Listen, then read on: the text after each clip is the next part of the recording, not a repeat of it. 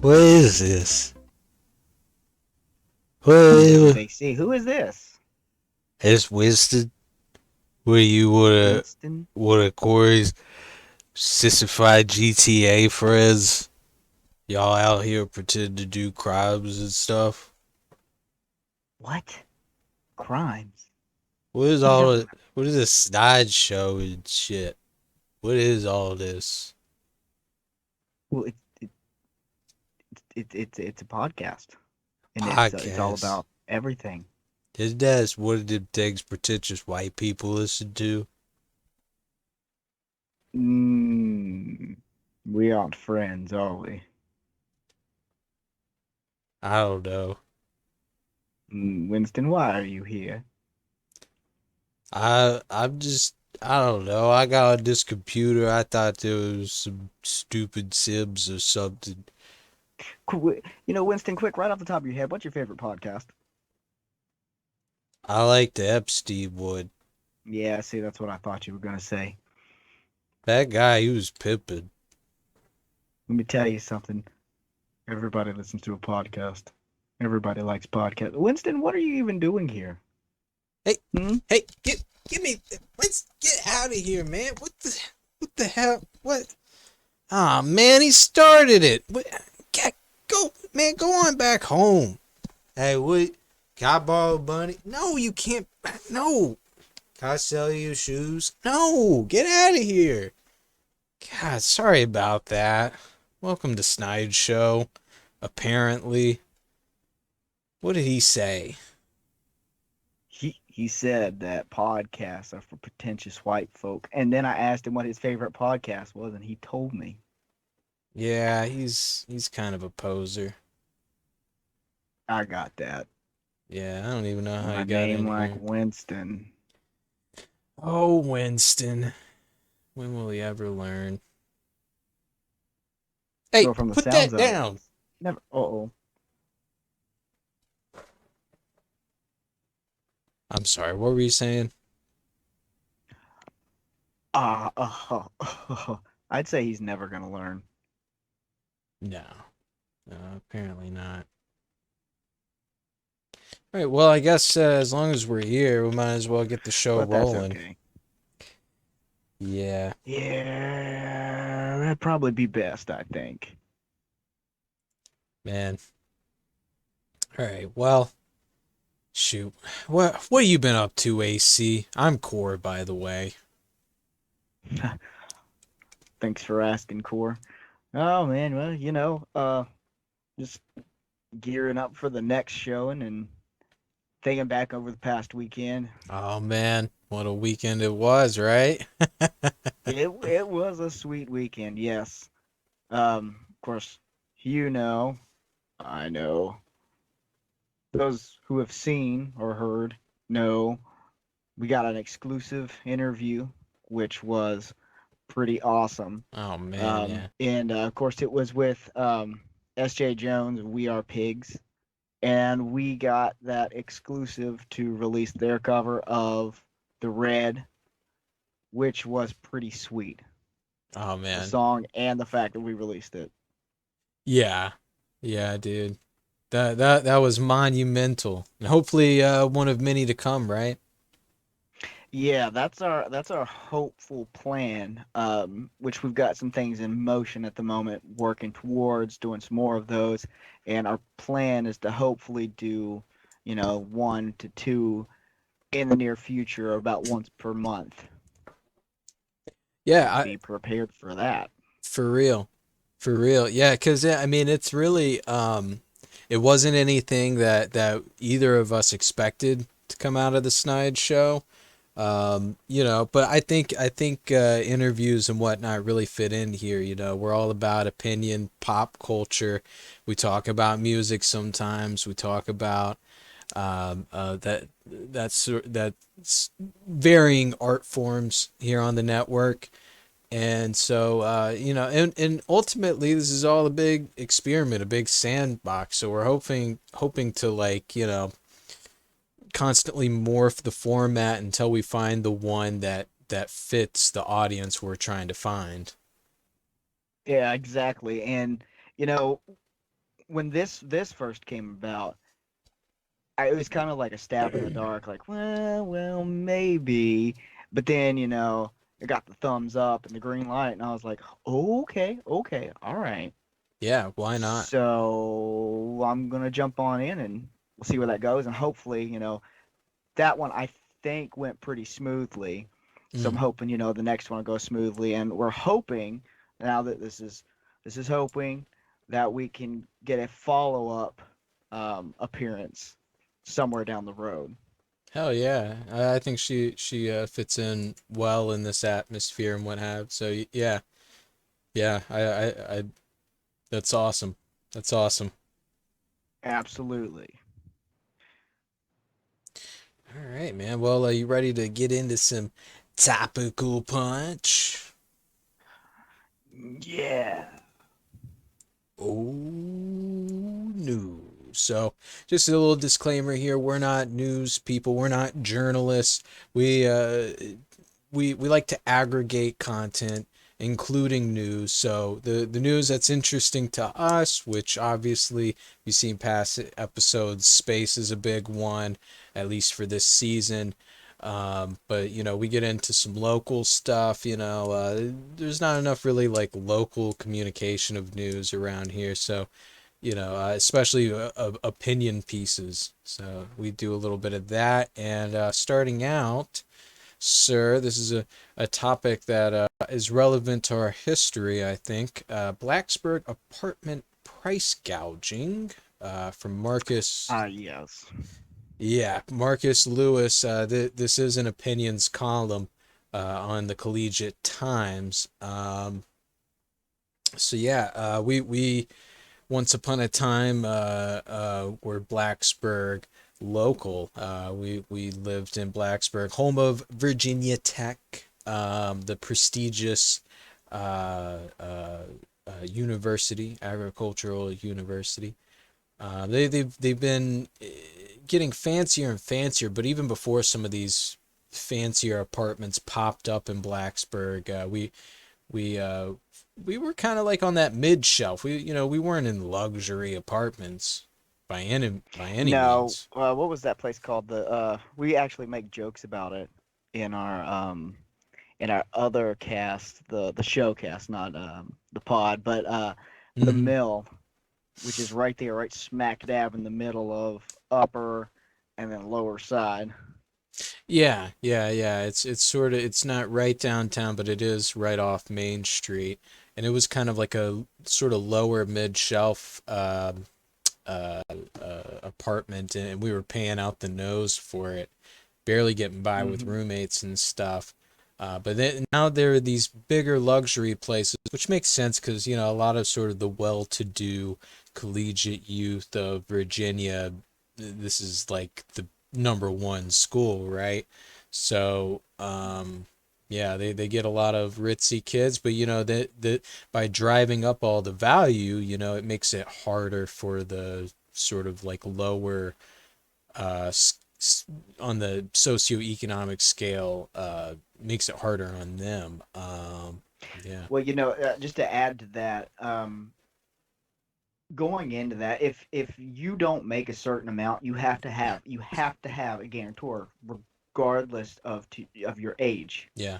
Which in a lot of these collegiate living, these places they make it really hard for anybody, and you've got literally 1,000 different like townhomes or apartments, whatever. Of that 1,000, there's maybe two that you can get into where you don't have to have a guarantor signing, you don't have to be making four times the rent, and blah blah blah blah blah. Mm-hmm. Yeah. So for those individuals, this kind of stuff makes it even more complicated, but Totally. Totally. it always has its middle ground. There's always going to be hefty pros and or hefty cons. Right. Right. Yeah. And I'm by no means a communist, but I agree with this Marcus Lewis that he's kind of calling for pressure on Virginia Tech's administration, um, to work with the town, like sort of, shake hands between, you know, private industry and sort of the town, as a government establishment to develop plans for a future that could decrease the housing prices, you know. So I Yeah. agree with that. I agree with that. There should be that attempt made.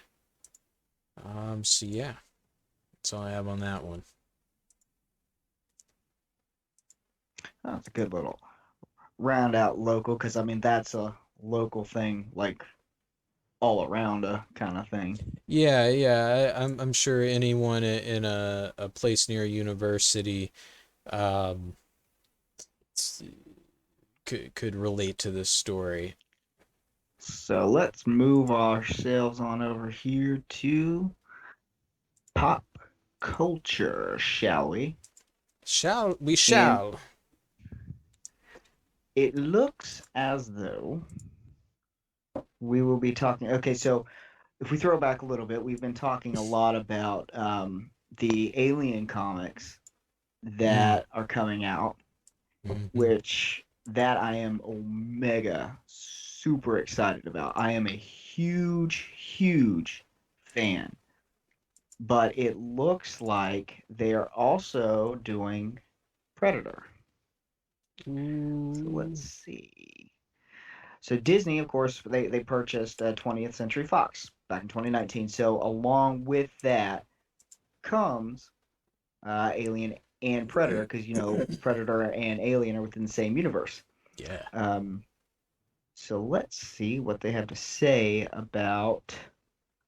Let's see. So it looks like it's 100% confirmed that Marvel not only announced the all new comics coming later this year, starting characters, but will also be releasing the series of themed variant covers in May, which will be exciting. It looks Now that like, I can't wait to see as well. yeah, they got an exclusive too. If you got the video up, you'll see. I'm gonna show some of the variants that were teased. So you got like the Amazing Spider-Man variant, which it looks really cool, honestly. Um, all of them actually look pretty cool. You got the Fantastic Four, Mm. Spider-Woman. The way they're doing that looks just so sick. It's classic, but you can tell this is some new shit. Now I really like this Guardians of the Galaxy one. I mean, I'm a huge Guardians of the Galaxy fan too, so that's kind of fitting. But so this looks like this is going to be pretty sweet, and I'll definitely be keeping up with this and keeping people up to date. Now, it doesn't look like there's a whole lot that they're really diving into aside from the basic release and the styles that they're going with. But it doesn't look like there's a whole lot of story base, which is okay. That's actually Yeah, okay because once yeah, you get into the comics, that's when you really want to get the storyline. yeah. Um, And I actually just recently saw, actually, I think it was you that showed me the trailer for the comics.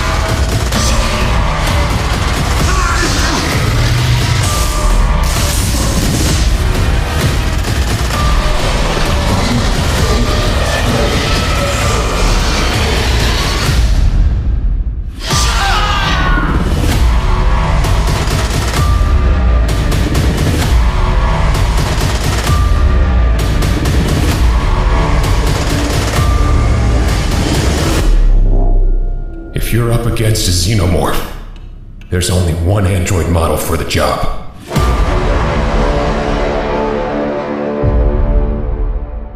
That's Mm, coming out. So I'm yeah. really really hoping that they're going to come out with a trailer similar to that for this right here. Oh, good point. Good point. Yeah.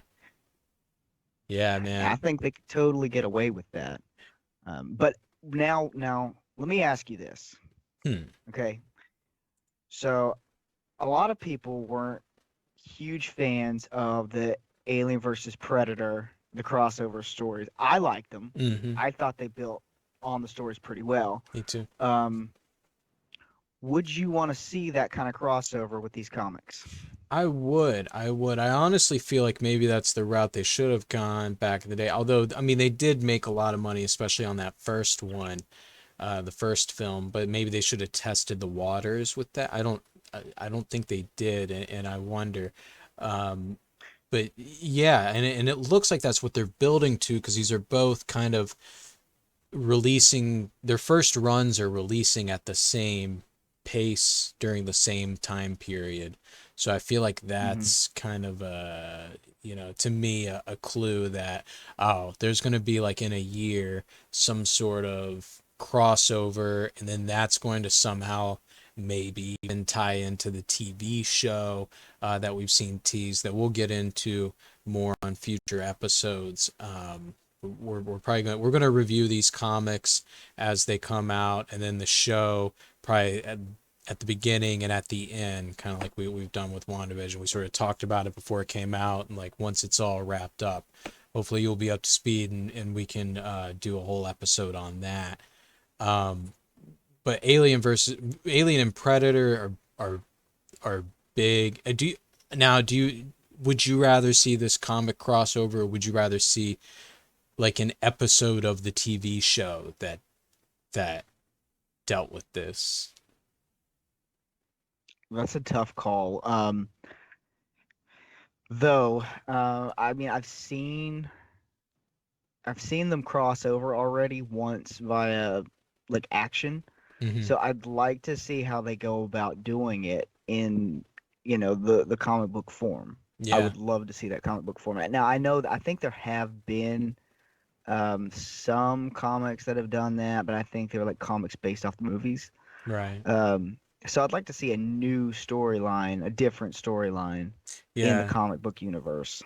I agree. I mean, especially with these variant teases, which I mean, I keeping my hopes down. I'm thinking these are more than likely just sort of a joke. It's now a Marvel property. I don't think they're actually going to do a full scale like Avengers, like Marvel versus Predator. Um, Yeah, I feel like that might be overdoing it. I don't think I'd yeah, like that too much. yeah, it's too different of a universe. I mean, maybe if it was a multiverse type thing, but to in universe say that predators all along have been amongst the backdrop of the amongst the world of aliens that already exist, because then you bring in the engineers and you bring in all that, and it's like, well, Hmm. how does that tie into the Eternals? Like, wouldn't the Eternals be, but if it's like an Elseworld thing, like here's this the predators are now going across the multiverse, you know what I'm saying? Right. They've battled throughout our universe, now they're heading into the multiverse. Now it's a team of predators after these superheroes. That might be interesting to see, I think. Yeah, no, I mean, I could see that becoming the next step, but they got to get to that step, and I don't Yes, think they've gotten there. I agree. I agree. Yeah, you got to earn that. Why do we care about this predator? What is the background of how does the predator get to the multiverse, We're all about Yeah, lore building here in the Snide house. very true. We love a good story. Yeah, totally. So you got anything else about the Predator No, comic? I think. Well, I mean, honestly, I think they've got a lot of making up to do for that last film that they came out with. It was. I don't want to get into that again. It was bad. We're just gonna Yeah, go with that. It was bad. yeah. Um, Tune into the previous one that we did together, and you'll see. Uh, yeah. There's enough said. But I think you have a pretty interesting pop story as well. If I'm Another not mistaken. yeah, no, sir. Another monumental crossover. From I really like. I haven't watched any of it yet because Warner Brothers has been very kind of they've kept the vault closed on this one. There haven't even been any good clips of Scooby Doo and Guess Who. Have you heard of Scooby Doo and Guess Who, AC? I have not actually. This is new for me. Well, actually, I take that back. Um, I did. Um, what was it? Scooby Natural, I think, That where it was was. I think so. okay. I Okay. could be wrong. That might have just been a special thing where it was the Scooby Doo Supernatural crossover. But other than that, no, no idea. Well, there's been so many Scooby Doo properties over the past, I'd say even just 5 years. There was Scoob. There have been numerous specials, kind of like still within that Scooby Doo one shot universe. Such as Cyber Chase, stuff like that, Zombie Right. Island. I'm just talking the old ones, but they do that every couple years. I think the Kiss one might have been a recent one, but Scooby Doo and Guess Who, Mhm. in my opinion, is a real return to form. Not only have they brought back the old designs, classic designs, it looks very much like uh, uh, the original Scooby Doo. Um, and this has been making the rounds, so I'm sure many people have seen this. But Guns N' Roses' Axl Rose uh, has made a cameo on the new Scooby Doo and Guess Who episode. It is aired by now. I still could not find a clip. They're keeping it tight on this one. But this is a lot like this series is a lot like the Scooby Doo movies of the 70s and 80s. That series where they did crossovers with, say, the Addams Family, the Globetrotters, the Harlem Globetrotters, and all of that, continuing that tradition of awesome cameos. So this right here is deceiving. This is just someone talking about it. It's not an actual clip of the show. So Ah, it's just another couple of aggregators like us. So I could not find a clip. I could only tricky find. bastards. I know. Yeah, and HBO Max. Don't even look it up, guys. You got that new Scoob movie. You got two classic Scooby Doo series. Where Are You, Scooby Doo, and the Scooby and Scrappy Adventures. But that's it as far Mm, as the Scoob. Which I'm glad, because for a long time it's been hard to find like the old stuff. But you know me, you know my era. You could probably guess yes. what era Scooby Doo I like. Yeah, I know what Scooby Doo you like. We've referenced it. Have we? Well, Did we not? for those who haven't heard, my era Scooby Doo is 13 Ghosts. I like 13 Ghosts era with our guy Vincent Price. Vincent Price is the big guest they have throughout the entire series. Um, I really So I like got that. actually real quick while Yeah. we're on that.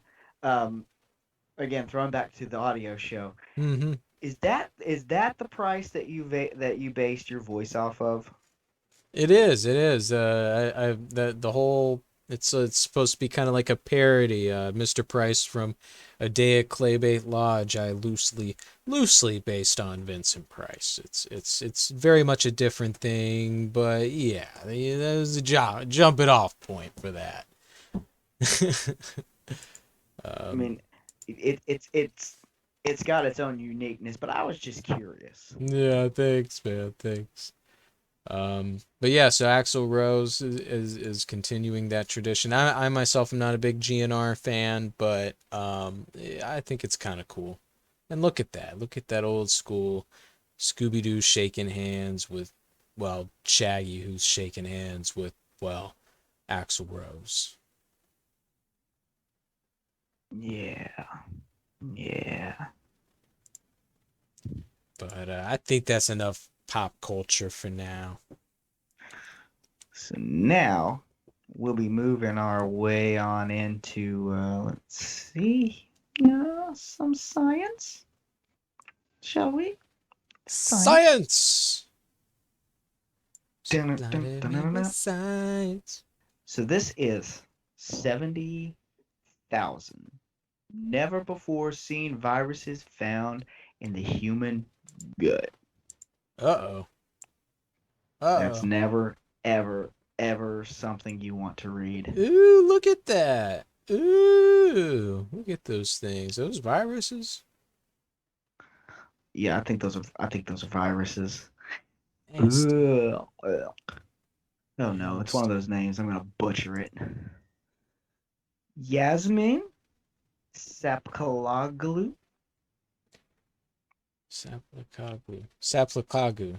We're gonna Saplakagu. go. See, this is. Saplakaglu. I need you because I Saplakaglu. butcher them. I butcher them so hard. That one took a few tries, but yeah, Yasmin Saplakaglu. Sapkaloglu. So it looks like scientists have identified more than 70,000 previously unknown viruses living in the human gut and infecting the bacteria that live within. Jeez Louise. Oh boy. So they impact our body it's mysterious apparently. This is interesting. So 70,000 different things that are going to do different shit. Yeah. I mean, there's still a lot about the human body that we don't know. There's even Mhm. more so about viruses, especially with our current situation, that just keeps taking so many spins. But to see a number like 70,000 really, really throws you off. So apparently, they analyzed more than 28,000 gut micro samples taken from 28 different countries to come up with this number, that's pretty spectacular, meaning that whatever's going on with these viruses in the gut are literally everywhere, Yeah, and they're different everywhere. which is even more unsettling. Yeah. So it looks like the researchers limited their scope to these bacteriophages, or I believe they had a shortened version of that as well that they were calling it. I want to say it was phages. Yeah, just Yeah. Yeah. Yeah, phages. They're still trying to figure out their role in human health. So apparently, not only do they not know how they affect it, but they have some sort of effect. It looks like the way they're wording this in a positive manner towards the human health. This is quoted by Luis Camargo Guerrero. This is a recent PhD graduate from Wellcome Sanger Institute in the UK. Mm-hmm. All right. So let's see the published genomes, viruses in the database they created called gut phage database. So they created an entire database around this. Good. And yet, so they're using DNA genomes as a blueprint for the organism. This way they can use it in the DNA sequence of larger organisms. So what they're doing is they're basically creating an incubation for these things via small DNA, and then they're going to transition it into larger DNA so they can study it better. I think that's about where it ends, which is interesting. Yeah. Well, what I got more was just like they're just categorizing these different viruses and bacterium, just to like study and understand better. Because we understand about as much about that as we do neurology, and like that stuff actually connects more than we think. So yeah, I think you're right. Some of the viruses are good, some of them are bad maybe, and same with bacteria, right? We got bacteria that helps Oh us yeah, well go you've through. got good bacteria and bad bacteria in your body. Yeah, so what I wonder is, are these viruses, have they been there all along and just like now we're just getting the opportunity to study them, or have they mutated along with our diets? Because we've killed good bacteria, with a lot of our fatty diets and not getting enough probiotics and fiber, and that the worse that shit gets, the more it, fucking evolves, right? And of course, I mean, I'm hoping, honestly, after reading this, that they come out with more studies on it because this is actually really interesting. So I'd like to Hmm. actually follow up on this one. Yeah, we let's do it. Let's put it in the bank. We'll keep an eye on the Goog, the almighty Goog, for more articles on gut biomes. Who would have known? Who would have known? Right? So I much know. interesting shit. You just got to go with your gut, right? Right? Exactly. I do what you've done here. Yes. So you ready to dive deeper into the science? Dun, dun, dun, dun, dun, dun. Is that Mario? No, no, no, no. Weird science. Oh, of course. Of course. Oh, while this loads, you thought you had a rabbit hole. I got an even crazier rabbit hole over here, sir. Let's see if Crazier. this ever loads. There it Crazier. is. So we got here. It's a series of articles from Motherboard, Tech by Vice, the tech news from Vice. I like Vice. I like them. Maybe liked them a little bit more before, but I still like them. This one's from Becky Ferreira. I'm also going to be quoting What the Fuck is a Time Crystal from Daniel Oberhaus. Nice. I just asked that question in my head. So, just a little bit of background. Of course, some of this is from Wikipedia as well. The concept of the time crystal was created by Nobel winner Frank Wilczek back in 2012. He just created it conceptually, putting them numbers together on the chalkboard the old school way. But basically, a time crystal is a fourth dimensional crystal. So this is a crystal, has a three-dimensional construct, but also has the added dimension of some properties seemingly moving through time. And basically, this is possible through quantum entanglement. Apparently, the old Heisenberg principle that no Bryan Cranston can be in the same place in the same time. If you're not observing the Bryan Cranston will be in two different places at the same time.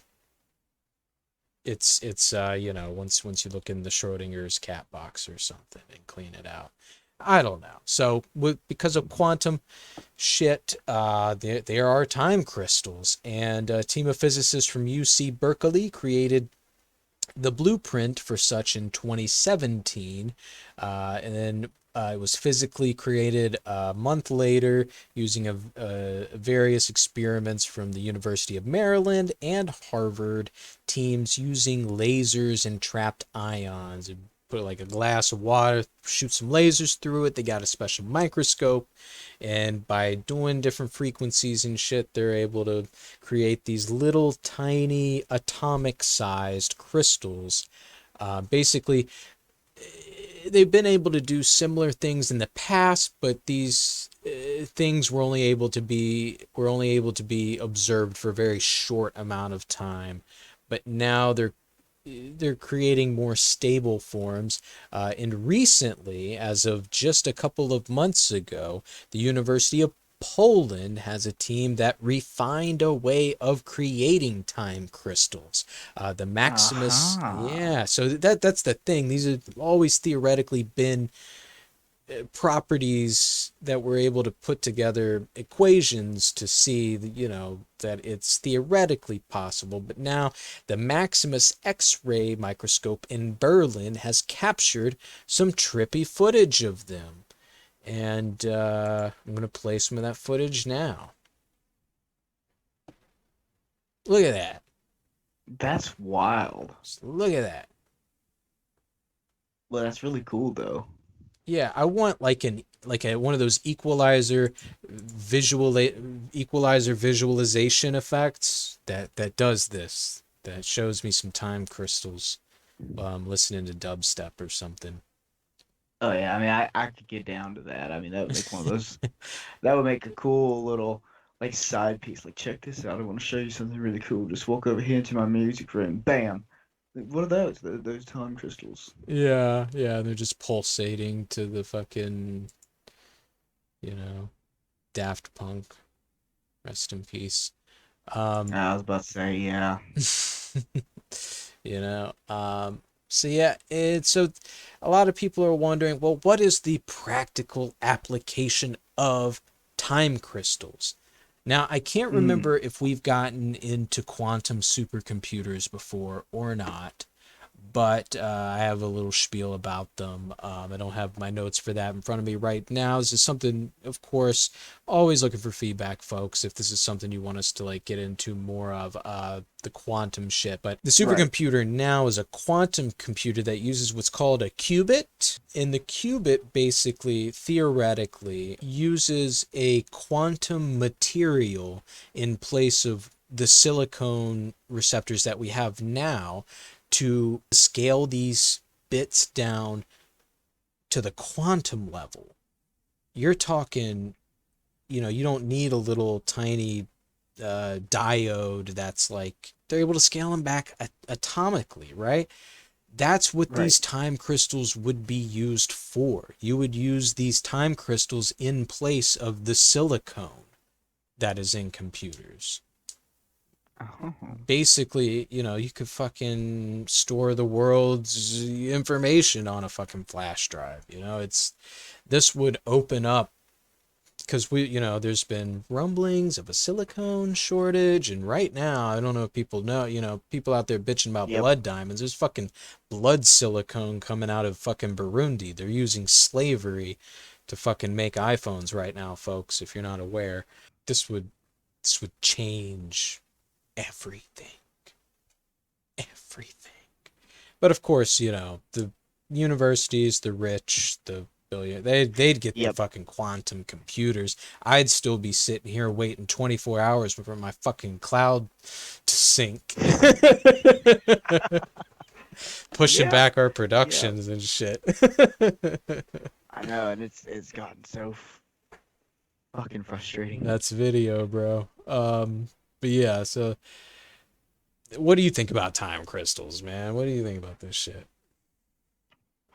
Well, when I first read this in our set, I was thinking to myself, oh, this sounds like some Doctor Who type shit. Yeah. I was thinking, oh, are they gonna tell me they found crystals that are gonna cause us to travel in time? Or but then the further you got into it, the more you brought up like the quantums and all that. I was like, okay. Yeah, Okay. it's So one of I'm those seeing where this things. is. They chose a really cool name for a very kind of, and you got to do that with science. You gotta, But this is the kind of shit Stan Lee would have read. Time crystals.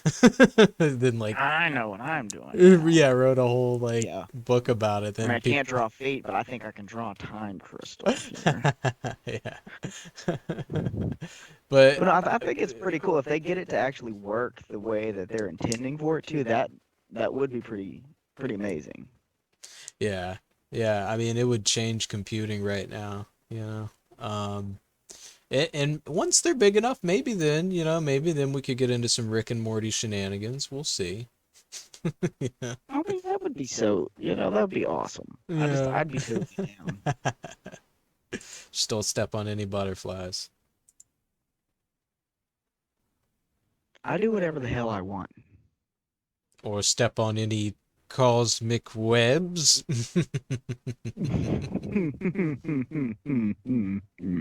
Indeed. Anyway, so what we're talking about here is the cosmic web connecting the universe's pipeline. Hmm.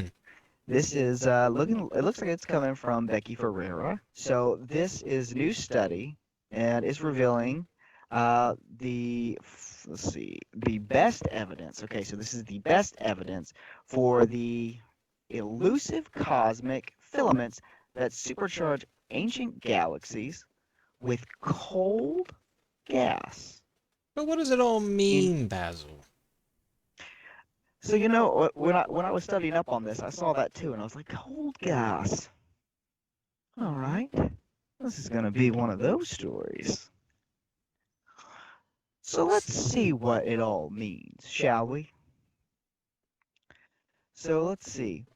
which that's actually a pretty cool image. That speaking of Doctor Who, A that very. image of that swirl with that line shooting straight through it. I'm guessing this has got to be the pipeline, and that's the cold gas.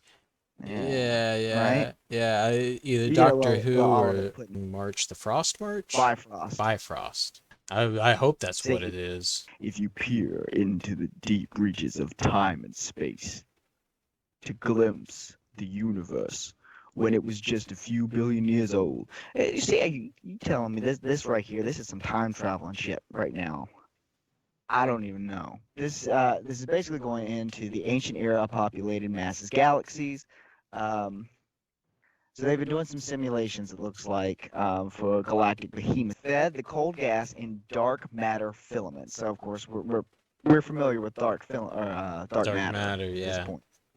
That's what Nibbler poops. So these make up the dark. Okay, so this makes up the cosmic web. So it's essentially Mhm. it's like literally think spider web, and there it is, but galactic spider web. Yeah, like some of Uh, it's matter, some of it's dark matter. We're lucky to be in a part with matter. yes. All right, so scientists led by Haifu, an associate professor of astronomy at the University of Iowa, have spotted what they describe as a pipeline. Gas filament feeding an enormous galaxy that formed when the universe was only, 2.5 billion years old, when it was just a baby. Long-standing models that suggest star-forming materials is delivered to huge galaxies via these cosmic filaments.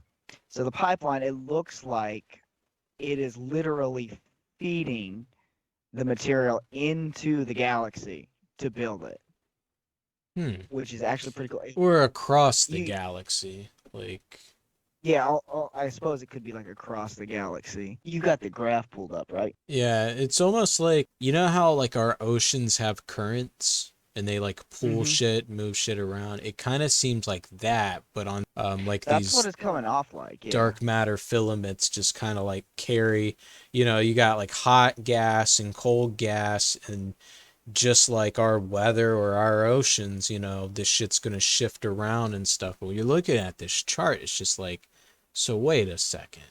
Like, are you telling me it like shoots across like the fucking universe or some shit? Like, I I don't mean, that's know. the way that's kind of the way this is coming off, yeah. Yeah, I mean, we're no fucking physicists, so again, you hear anything, Mm-mm.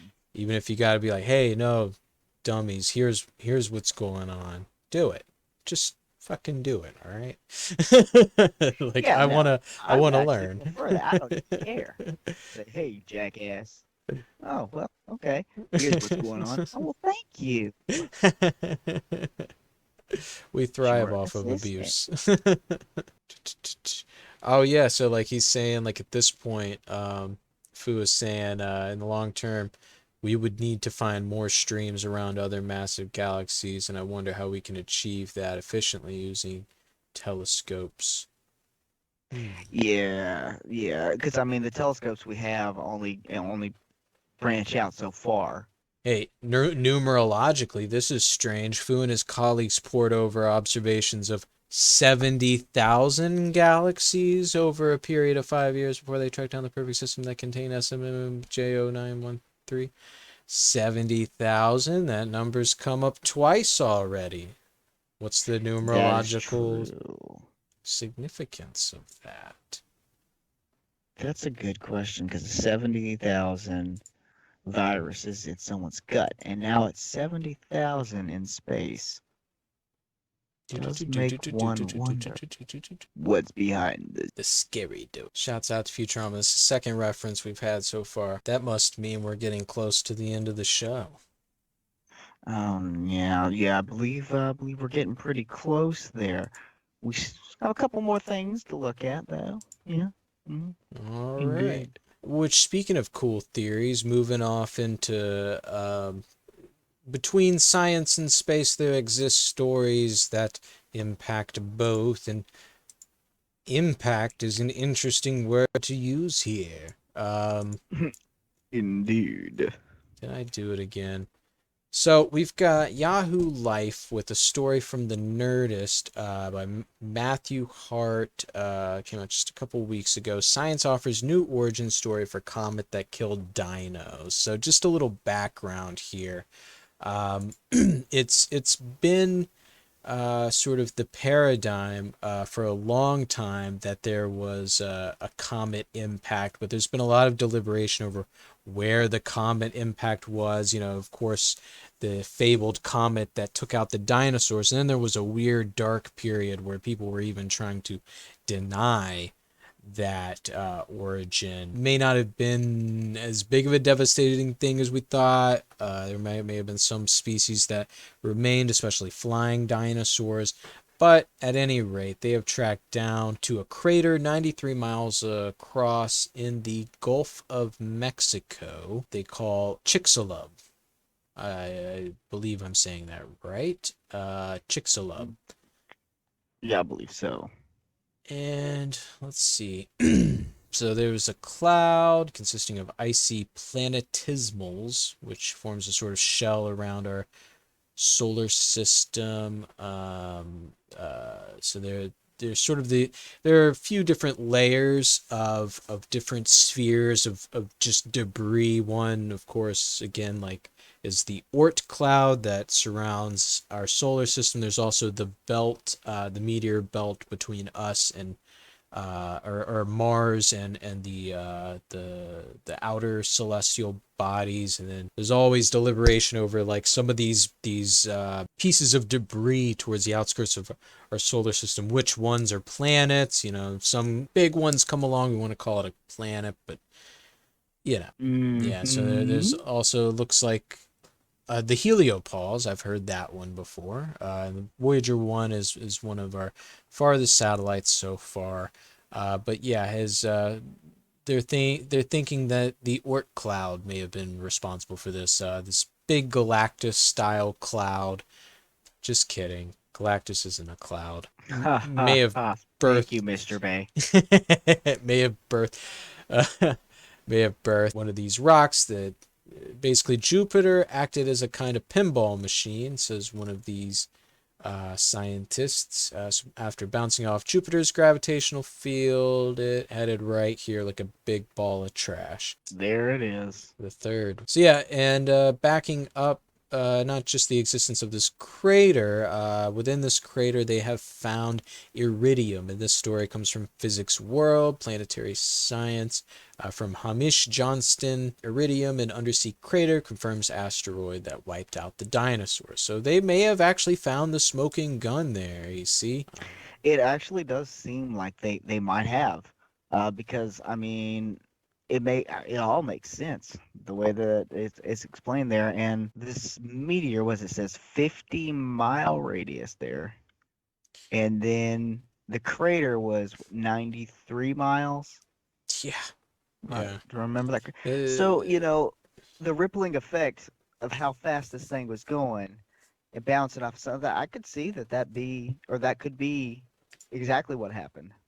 Yeah, and it's just that, there have been craters pointed to in other places, and everyone's always been like, oh no, we've gotten a lot of craters, but none of these have been big enough to create an extinction level event. And part of it may have been these huge tsunamis. If the Gulf of Mexico looked anything like it looks anything like it did then. I mean, I don't know. I have a hard time once you get so far back with the scale of things. You're like, well, is that pre-Pangea? Is that post-Pangea? Like, Yeah, which, that's a good point. so, did it happen See, I mean, 500 that goes million? back to it being a theory, Yeah, did it happen 500 million years ago or 5 million years ago? I like once they find this sort of stuff, especially once you find evidence, like they found this iridium.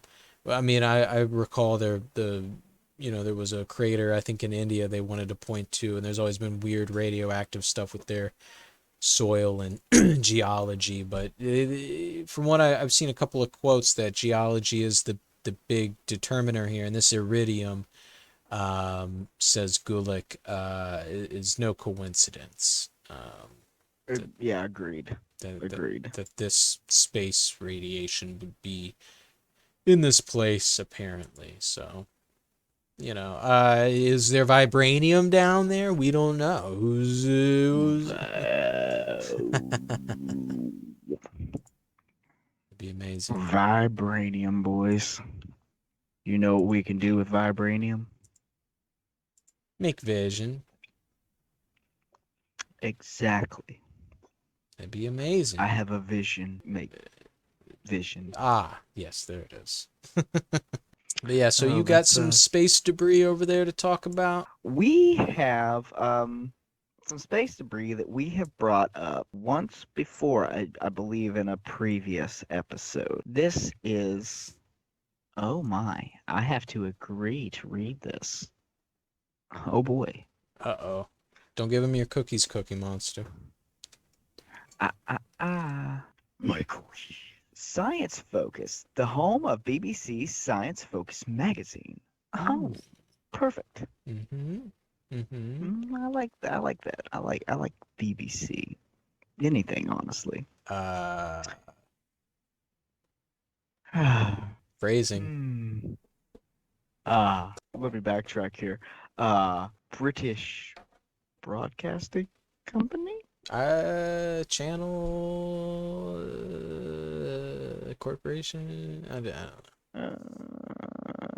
It depends on the medium here. Anyway, let's get on into our story here. So, we remember that there was a strange interstellar object that passed by our home planet in 2017. Mm-hmm. This was our first ever recorded brush with alien technology. Since there's a question mark, I have to read it like You have to. You have to. You There's have no to. other If way. you don't, then They'll get you. exactly they'll come after you. Like, boy, hold out your knuckles. Be prepared for this metal ruler. You said that like a statement, but it was a question. Oh yes, you're not supposed to do that. I learned that the hard way. So who is posing this question? Professor Avi. Avi. They could go either way. Leo. So how do we know that this comet wasn't just any comet? It's a good question. The astronomers suspected that it. Say that word for me one more time. The Umamu. Umau Mau. I always think about a Umau. kitty. I'm like, is that like one of the, there's always like, are the cats aliens? Is that why they called it Umau Mau? Like, it's, silly. That I'm makes silly. sense. I'm gonna have to think of that every time I ever have to say this word. Umau Mau. Umau Mau. Yeah. So the astronomers suspected that it must be a comet. The objects in the solar system are at the periphery, have ice on the surface. The ice would warm by the sunlight hitting it, and then it would end up in a vapor and shrouded with dust.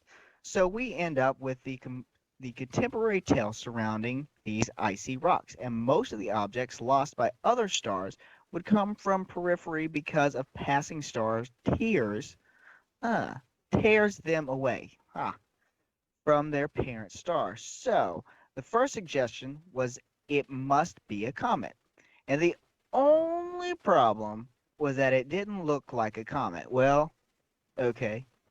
It looks from the original story I think we posted is it looks like a ship of some kind. I believe is what they said. Yeah. It didn't have a but tail. There was no gas surrounding it. Yeah. So and it had, what was it? I think it was a shinier surface or something like that. Yeah. The material that it's speculated to be made of, it doesn't look like comet material, which is kind of what this gets into a little bit. Right. Yeah. I think it's kind of going into that a little bit right here. So it's not. The very last thing this statement says is, so it's not a comet. Basically, just reiterating what the previous article had said. It looks like other theories have been proposed about its origin, but this is also a question. So maybe I proposed about its origin. So one was that it may have been a hydrogen iceberg. Well, that's an interesting, like a big old glacier out there of hydrogen, of course. All right, that could be. It would have been too close to the sun, so it would have still melted it. So, okay, I can see that one being nixed right off the bat. So this update should be. So what is it? Well, that's what we all would love to know at this point. So the object was tumbling every 8 hours and showed variations of brightness by factor of 10 or more. Go ahead and look up the graph for the brightness factor, and that'll tell you exactly what that means. So we're looking at a reflected sunlight of the object that is implied that the area it occupies in the sky varied by factors of 10 as it was tumbling. Thinking about a piece of paper that is razor thin, the chances of you seeing its edges are very small. The factor of changing is quite extreme, and that means that the object was at least 10 times longer than it was wide projection in the sky. So it was long, real long. Mm-hmm.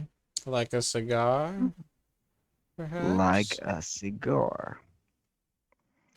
Well, let's see. Now, a lot of this stuff, it gets into like the light sail, and Yeah, the possibility basically, of it being like a light propelled thing. right. And well, that's really a cool update. That's not necessarily getting us into what it is, what it could be. Right. And then as you go further on into this article, it's more saying what would what would you like to see? Well, what I'd like to see is what it actually is, Right. Right. Which, not not really speculate. So it looks like, while it's cool to have these updates and everything, it doesn't look like they really have much more information on it yeah. than they did before. Now, you know, with it having light projected trajectory doesn't necessarily mean it's a craft. Right. Right. Now, Yeah. it could naturally be using light to propel it. That actually is a possibility, something that can happen. Yeah. There's like a Um, certain material that it's made of that we don't understand. but there's just a lot of things it could be, and I think that's my biggest issue with the updates is they're not actually updates, because could be to me is just adding to speculation. It's not an Yeah. update. Yeah, but I mean, it's science. There's it's not as exciting, but there has to always be this phase of science. Like this guy in the last article, he says, or not last article, but one of the last paragraphs, he says that he wants to position different cameras to look out for this thing, because unfortunately, unless this specific thing comes back, which with its orbit being so chaotic and it moving at these chaotic speeds and this trajectory we don't really understand, it's probably not going to come back. But he wants us to look out. Old Av wants us to look out for other crafts like this, or if it is a craft. But Right. it's he's just pointing out that all these weird excuses for it to seem more natural than it is are even more ludicrous than his belief that it's artificial in some way. Like in another paragraph, apparently at this convention, someone was like mad and wish it never existed because it made them question what you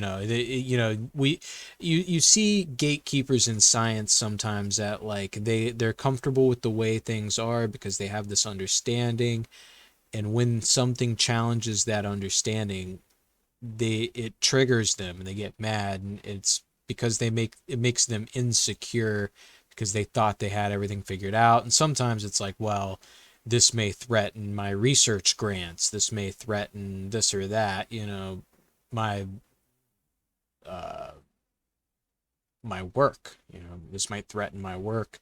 So they want Right. to do away with this sort of information.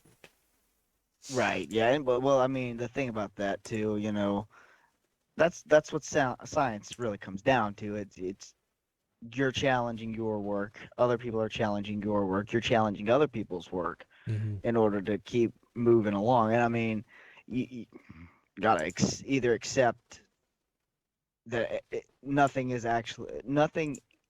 always what it seems. But I mean, I could see it going either way. But my point on this, meow, meow, it's